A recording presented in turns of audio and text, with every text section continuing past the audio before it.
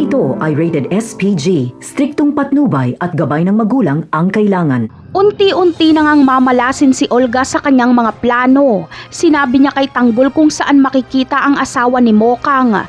Paraan ito ni Olga para mapatay ni Tanggol si Ramon, ngunit hindi ito mangyayari. Nagkaroon tuloy ng pagkakataon si Ramon na isipin na impostor ang kinikilala niyang anak ngayon. Paiimbestigahan kasi ni Ramon ang nakaharap niyang kamukha niya at mapag-aalaman niyang ito ang panganay ni Rigor de Magiba.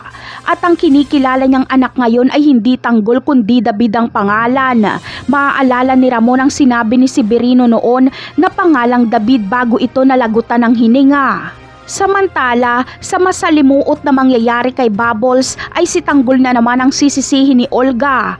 Para sa kanya ay kung hindi dumikit si Tanggol kay Bubbles ay hindi magagahasa si Bubbles. Gulo at kamalasan lang daw kasi ang dala ni Tanggol. Pero ang realidad ay kung wala si Tanggol ay baka matagal nang patay si Bubbles. Lahat na lang ay ibinibintang nila kay Tanggol. Samantala, kapag alam na ni Ramon ang katotohanan sa tunay niyang anak, ay itatago niya muna ang kanyang natuklasan. Kukunin niya ang loob ni Tanggol at isasama niya ito sa kanilang bahay.